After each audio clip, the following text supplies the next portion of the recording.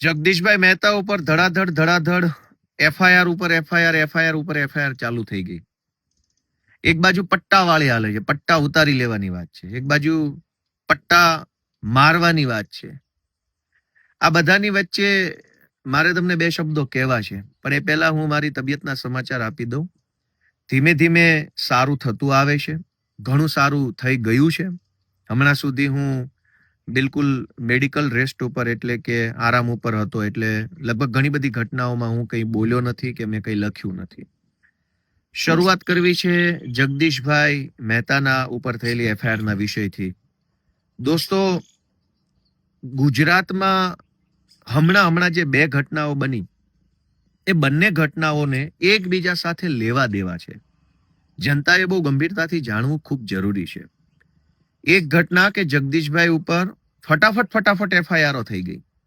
એક ઘટના કે જિગ્નેશ મેવાણીએ ત્યાં દારૂ અને ડ્રગ્સના વિરુદ્ધમાં જે કંઈ પણ ચર્ચા કરી એને લઈને ગુજરાતની ભાજપની આખી ટોળકી અને ભાજપના આખા ગૃહમંત્રી બંને લોકો જે છે એ જિગ્નેશ મેવાણી ઉપર રીતસરના તૂટી પડ્યા.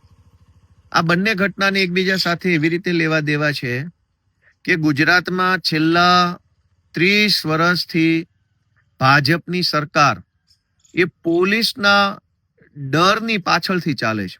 એટલે કે આમ જનતા ભાજપથી નારાજ તો ખૂબ છે, અનેક જગ્યાએ જનતાને તકલીફ પડી રહી છે, પણ જનતા નથી બોલતી. એનું એકમાત્ર કારણ છે કે લોકોને પોલીસથી ડરાવીને રાખ્યા છે. અને ખાલી જનતાને જ પોલીસથી ડરાવીને રાખ્યા છે એવું નથી, પોલીસને પોલીસથી ડરાવેલા છે. પીઆઈ હોય, કોન્સ્ટેબલ, એએસઆઈ, હેડ કોન્સ્ટેબલ, આ બધાને ભાજપની સરકારે ડરાવ્યા છે કે તમે જો ભાજપની સરકાર કહેશે એમ નહીં કરો તો બદલી થઈ જશે, સસ્પેન્ડ થઈ જશે, તમને આમ કરી નાખશું, તેમ કરી નાખશું. એટલે કુલ મળીને આખા ગુજરાતમાં ડરનું સામ્રાજ્ય છે. ભાજપની સત્તા નથી, ડરની સત્તા છે. હજારો લોકોએ બોલવું છે, અવાજ ઉઠાવવો છે, અને એટલો બધો ગુસ્સો છે કે ક્યારેક તો મારી લેવાનું મન હજારો લોકોને થતું હશે. ખરાબ રોડ રસ્તા ઉપર જ્યારે વાહનો લઈને પબ્લિક નીકળે ત્યારે મનમાં તો એટલો બધો ગુસ્સો આવતો હશે કે એકાદો ભાજપ વાળો અથવા કોઈ એવો રોડ વિભાગનો કોઈ ભ્રષ્ટાચારી સાહેબ મળી જાય તો મારીને ભૂત કરી દેવો, એવો અનેક લોકોને વિચાર આવતો હશે, પણ ડરના કારણે નથી બોલી શકતા. ગ્રામ પંચાયતોમાં કે મામલતદાર ઓફિસોમાં કે પોલીસ સ્ટેશનોમાં જ્યારે માણસ પોતાની રજૂઆત લઈને જાય છે ત્યારે સરકારી માણસ એની સાથે જે રીતનું વર્તન કરે છે, જે રીતે એને ધક્કા ખવડાવે છે, જે રીતે એકદમ અપમાનજનક જવાબો આપે છે, એ સાંભળીને હજારો લોકોને મનમાં એમ થાય છે કે આને બે લાફા મેલું, પણ નથી મેલી શકતા કે નથી બોલી શકતા. શું કામ? ડર લાગે છે. આ ડરનું સામ્રાજ્ય છે એટલે ભાજપની સત્તા છે. સહેજ પણ લોકોની અંદરથી ડર ઓછો થાય, લોકો બોલવા લાગે, તો ભાજપ વાળાને ગુજરાતના એક પણ ગામમાં જવું મુશ્કેલ થઈ જાય એટલી હદે જનતામાં આક્રોશ છે. જનતાના આક્રોશને પોલીસના માધ્યમથી દબાવી રાખ્યો છે ભાજપે. અને જગદીશભાઈ મહેતા કે ચૈતર વસાવા કે જિગ્નેશ મેવાણી આ ગુજરાતના એવા લોકો છે જે લોકો બોલે છે ત્યારે જનતાનો ડર ઓછો થાય છે. જે લોકો કંઈક વાત કરે છે ત્યારે જનતાને હિંમત આવે છે. હવે હર્ષ સંઘવી હોય કે ભાજપની સરકાર હોય, એના પેટમાં તેલ શું રેડાય છે કે ચૈતર વસાવા, ગોપાલ ઇટાલિયા, જિગ્નેશ મેવાણી, જગદીશ મહેતા, આ લોકો જેટલું વધુ બોલશે, જેટલા વધુ સક્રિય રહેશે, એટલો જ જનતાની અંદરથી ડર ઓછો થશે. ડર ઓછો થશે તો જનતા બોલવા લાગશે. જનતા બોલવા લાગશે તો ભાજપ વાળાની સરકારના પાટિયા પડી જશે. અને એટલે જનતામાંથી પોલીસનો અને સરકારનો ડર ઓછો ન થઈ જાય એની સતત ચિંતા ભાજપના નેતાઓ કરે છે. અને એટલે જ વાંધો એ વાતનો નથી કે જિગ્નેશ મેવાણી કઈ ભાષામાં કયા શબ્દોમાં બોલ્યા. ભાજપના લોકોએ તો કાંડ કરવામાં કઈ બાકી નથી રાખ્યું. માણસના શબ્દો કરતા પણ વધારે ખરાબ માણસનું વર્તન હોઈ શકે. અને ભાજપના અનેક લોકોએ બળાત્કારો કર્યા છે, આજ ગુજરાતમાં છાપે ચડી ચૂક્યા છે, એની ઉપર કોઈ કાર્યવાહી નથી થઈ. મુદ્દો એટલો જ છે કે જગદીશ મહેતા બોલે છે તો ગુજરાતભરના ખેડૂતો એને ધ્યાનથી સાંભળે છે. જગદીશ મહેતાને સાંભળે છે તો જનતાની અંદર હિંમત આવે છે. હિંમત આવે છે તો એ હિંમત ભરેલી જનતા પછી છાતી કાઢીને ભાજપના નેતાઓ સામે બોલવા લાગે છે. આ વાતથી હર્ષ સંઘવી અને આખી ભાજપની ટોળકીને વાંધો છે. જિગ્નેશ મેવાણી બોલે છે તો જનતા ધ્યાનથી સાંભળે છે. ધ્યાનથી સાંભળે છે તો જનતાને ડર ઉડી જાય છે, ચિંતા નીકળી જાય છે અને હિંમત આવી જાય છે કે અમારો પણ કોઈ આગેવાન છે. અને એ વાતથી ભાજપના નેતાઓને ચિંતા થાય છે કે જો લોકો ડરતા બંધ થઈ જશે તો. ચૈતર વસાવા બોલે છે તો ગુજરાતભરના લોકોમાં અને ખાસ કરીને આદિવાસી સમાજના યુવાનોમાંથી ડર ઓછો થાય છે અને બોલવા લાગે છે. એ વાતથી ભાજપને ચિંતા થાય છે. ગોપાલ ઇટાલિયા લડાઈ લડે છે, રાજુ કરપડા લડાઈ લડે છે, મનોજ સોરઠિયા લડાઈ લડે છે, તો લોકોના મનમાં રહેલો પોલીસનો ખોટો ડર કે ભાજપના નેતાઓનો ખોટો ડર ઓછો થાય છે અને જનતા બોલવા લાગે છે. હવે જનતા બોલતી થઈ જાય તો આ બાપ દાદાની પેઢીઓની જેમ જે ભાજપની સરકાર ચાલે છે, સરકાર ગાયબ થઈ જાય. એટલે ભાજપ સરકારમાં છે એનું એકમાત્ર કારણ છે ડર. આ ડર કોનો છે? સરકારનો અને પોલીસનો. હવે જિગ્નેશ મેવાણી કે જગદીશ મહેતા બોલે છે ત્યારે જનતાના મનમાંથી પોલીસનો ખોટો ડર ઓછો થઈ જાય છે.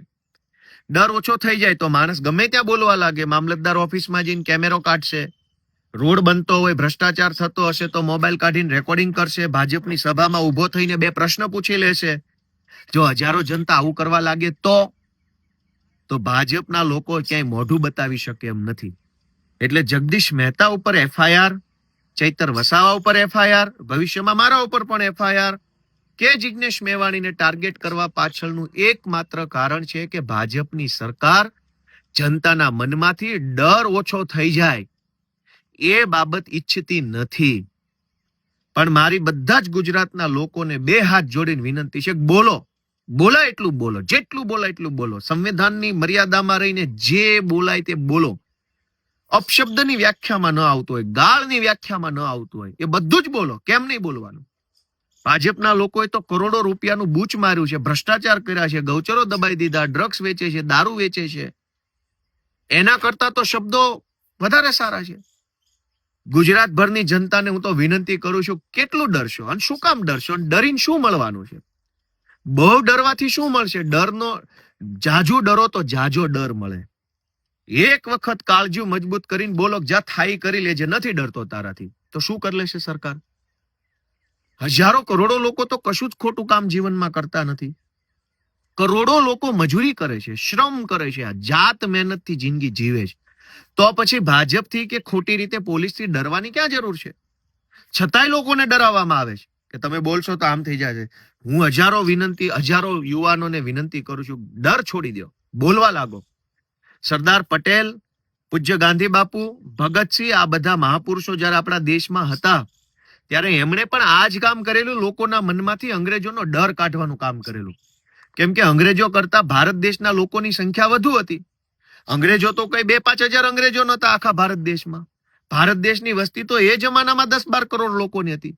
10-12 કરોડ લોકો ઉપર 2-5 હજાર લોકોનું શાસન હતું. કોઈ અંગ્રેજો કઈ 5-10 લાખની સંખ્યામાં અંગ્રેજો નહોતા ભારતમાં.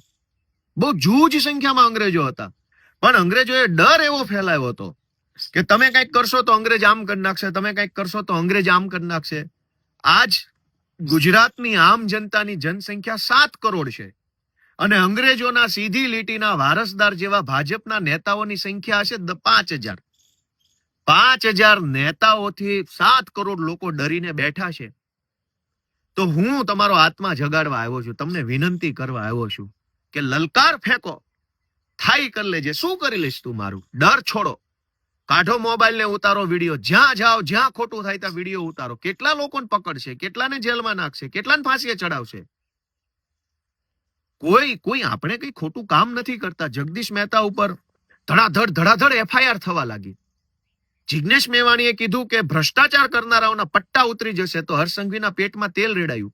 આ પટ્ટા અને જગદીશભાઈ મહેતા અને જિગ્નેશ મેવાણીની વાતમાં એક સમાનતા છે કે સામાન્ય માણસ, ગુંડાઓ, વ્યાજ માફિયાઓ વિરુદ્ધ FIR લખાવા જાય, દારૂની ફરિયાદ લખાવા જાય, કોઈ એક્સિડન્ટ થઈ ગયો એની ફરિયાદ લખાવા જાય, સામાન્ય માણસ પોલીસ સ્ટેશન જાય તો એની FIR લખવામાં નથી આવતી.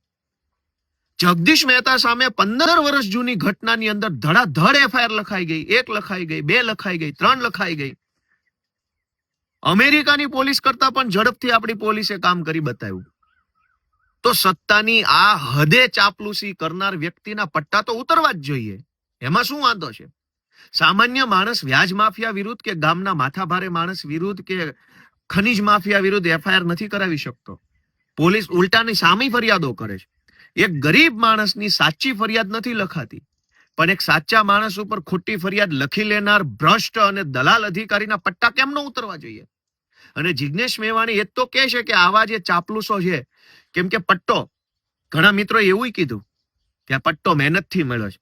દરેક વસ્તુ દુનિયામાં મિત્રો મહેનતથી જ મળે. ધારાસભ્ય મહેનતથી બની શકાય, પોલીસે મહેનતથી બની શકાય, ડ્રાઈવરે મહેનતથી બની શકાય, વેપારી બધી જ વસ્તુ મહેનતથી થાય છે. કશું જ મફત નથી થવાનું. પણ મહેનતથી મેળવેલો પટ્ટો છે ને કમરે પહેરવા માટે આપ્યો છે, ગળામાં ટોમીની જેમ પહેરવા નથી આપ્યો. જેણે પટ્ટો ગળામાં પહેરી લીધો છે ટોમી બની ગયા છે ભાજપના, એના પટ્ટા ઉતારી લેવાના છે. કમરનો પટ્ટો કમરે પહેરો, ટાઈટ ઉભા રહો, ટટ્ટાર ઉભા રહો, કરોડરજ્જુ ઉપર ઉભા રહો, છાતી કાઢીને ઉભા રહો, સિંઘમની જેમ કામ કરો તો સેલ્યુટ છે અમારી. પણ કમરના પટ્ટા કાઢીને ટોમીની જેમ ગળામાં પહેરી લીધા હોય ને પટ્ટા બીજો છેડો હરસંઘવીના હાથમાં આપ્યો હોય તો પટ્ટા ઉતરશે. એમાં કઈ ખોટું નથી. ગરીબ માણસ આજે દારૂડિયાઓની વિરુદ્ધમાં એફઆઈઆર નથી લખાવી શકતો, અને જગદીશ મહેતા ઉપર 1 એફઆઈઆર, 2 એફઆઈઆર, 5 એફઆઈઆર ફટાફટ. તો કમરનો પટ્ટો ગળા ઉપર પહેર્યો હોય ને ટોમી થઈ ગયા હોય ત્યારે જ આવી એફઆઈઆરો લખાય. અને જે ટોમી બની ગયા એના પટ્ટા તો ઉતારવાના છે. કેમ નથી ઉતારવાના? અને જેને ઈમાનદાર છે, જેને કમરનો પટ્ટો કમર ઉપર પહેર્યો છે, એને સેલ્યુટ છે, કડક સેલ્યુટ. કોઈ ટેન્શન નથી. જગદીશભાઈ જેવા અનેક એવા માણસો છે જેને દબાવવાની કોશિશ થઈ રહી. શું કામ? કે જગદીશભાઈ બોલે, ચૈતર વસાવા બોલે, ગોપાલ ઇટાલિયા બોલે તો જનતા જાગૃત થાય. જાગૃત થાય તો ગળામાં જેને પટ્ટા પહેર્યા છે ટોમીને તકલીફ થાય ને ટોમીના બોસને તકલીફ થાય. કેમ કે એક ટોમી છે જેને ગળામાં પટ્ટો પહેરી લીધો છે, અને એક ટોમીનો શેઠ છે. ટોમી જાઓ ગોપાલ ઇટાલિયન જેલમાં પૂર દે, ટોમી રાજુ કરપડા ઉપર એફઆઈઆર કરી દો, ટોમી જગદીશ મહેતાને જેલમાં પૂરી દો. તો તમામ ટોમીને વિનંતી છે કે કમરના પટ્ટા ગળે પહેર્યા છે ને એનું 2 પરિણામ આવશે. યા તો આ પટ્ટો તમારું ગળું દબાઈ દેશે, કેમ કે જેના હાથમાં પટ્ટો તમે સોંપ્યો છે ને ગળામાં પહેરેલો, એ કોઈ સારા માણસો નથી. અનેક ભૂતકાળમાં અધિકારીઓના ભોગ લઈને બેઠેલા ચોર લોકો છે. અને બીજું એ પણ પરિણામ આવી શકે કે તમારો પટ્ટો તમારા ગળામાં છે પણ કાલે સરકાર બદલાઈ જશે તો આ પટ્ટો ક્યાં લાગશે ને ક્યાં નહીં લાગે એની કેમ ખબર પડશે?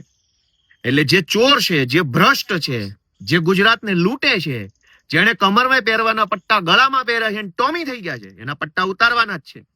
જગદીશ મહેતા જેવા નિષ્ઠાવાન માણસો, જિગ્નેશભાઈ જેવા, ભલે દારૂ ડ્રગ્સનો મુદ્દો ઉઠાવ્યો છે તો એ ગુજરાતની જનતા માટેનો મુદ્દો છે. ચૈતરભાઈ ઉપર 307 કોણ લગાવી દે છે?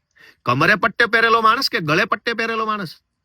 તો ગુજરાતની જનતાને 2 હાથ જોડીને વિનંતી કરું છું કે ગુજરાત બચાવવાની જવાબદારી જિગ્નેશ મેવાણી, ગોપાલ ઇટાલિયા, ચૈતર વસાવા કે જગદીશ મહેતાની 4 લોકોની નથી, આપણા સૌની છે. ડર છોડો, હિંમત કરો. ગાંધી, સરદાર, ભગતસિંહ જેવા મહાપુરુષોએ જેમ અંગ્રેજોની સામે કાર્યક્રમો કરી અને લોકોનો ડર ઉડાડવાનું કામ કર્યું, અને જે દિવસે ભારતના જનતાનો ડર ઉડ્યો, ડર છોડ્યો, ડર નીકળ્યો, ત્યાર પછી અંગ્રેજોએ ભારતમાંથી ભાગવું પડ્યું હતું.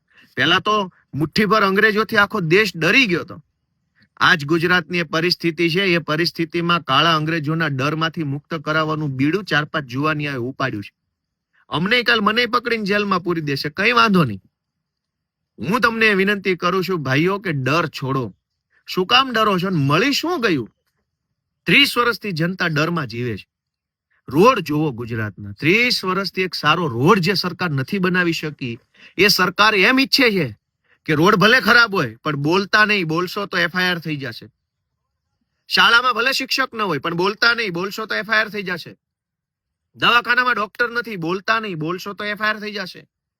બસો ટાઈમે આવતી નથી, બોલતા નહીં, બોલશો તો એફઆઈઆર થઈ જશે. માવઠું આવ્યું, સહાય નહીં મળે, બોલતા નહીં, બોલશો તો એફઆઈઆર થઈ જશે. દરેક જગ્યાએ પબ્લિકનું જીવન છે એ સાવ આમ એકદમ ખરાબ રીતે જીવવા આપણે મજબૂર બન્યા છીએ, છતાંય બોલવું નથી. કમસે કમ જેલમાં જશું તો વટથી તો જઈ શકશું, એફઆઈઆર થશે તો કહી શકશું કે ભાઈ સારા કામની એફઆઈઆર થઈ. રોડ સારા નહીં, દવાખાના નહીં, શાળા નહીં, બસ નહીં, પંચાયતમાં તલાટી નહીં, ઓફિસમાં મામલતદાર નહીં, પોલીસ સ્ટેશનમાં ફરિયાદ લખાય નહીં, ક્યાંય આપણું કઈ છે જ નહીં, તો હવે કઈ વાતનો ડર છે? દોસ્તો, ડર છોડો, હિંમત કરો. જ્યાં ખોટું થાય, જ્યાં કઈ ભાજપ વાળા દાદાગીરી કરે, મોબાઈલના કેમેરાથી વિડીયો ઉતારો. કેટલા લોકોને પકડશે, કેટલાને જેલમાં પૂરશે? મારો ખુલ્લો ટેકો જગદીશભાઈ મહેતાને છે. હું બીમાર હતો એટલે બોલ્યો નતો. જિગ્નેશભાઈને ટેકો છે. ગુજરાતની જનતાનો ડર ઓછો કરવા માટે જે યોદ્ધાઓ નીકળ્યા છે બધાને ગોપાલ ઇટાલિયાનો ખુલ્લેઆમ ટેકો છે. ગુજરાતની જનતાને ભાજપે પોલીસના માધ્યમથી ડરાવી છે. આ ડર ઉડી ન જાય એટલા માટે નવો ડર ફેલાવે છે. અને ડર જનતા ઉપર નથી, પોલીસને ડરાવી દીધી. નાના કોન્સ્ટેબલો, હેડ કોન્સ્ટેબલો, એએસઆઈ, પીએસઆઈ ને ડરાવવામાં આવ્યા છે કે ભાજપ વાળા કહેશે એમ નહીં કરો તો ટ્રાન્સફર થઈ જશે, સસ્પેન્ડ થઈ જશો, આમ થઈ જશે, તેમ થઈ જાય. દોસ્તો, આ ડરનું સામ્રાજ્ય ખતમ કરવા માટેની મશાલ જગદીશ મહેતા, ચૈતર વસાવા, જિગ્નેશ મેવાણી, ગોપાલ ઇટાલિયા, રાજુ કરપડાએ મશાલ ઉઠાવી છે. આ મશાલનું અજવાળું વધે એના માટે તમારા સહયોગની જરૂર છે. જય જય ગરવી ગુજરાત.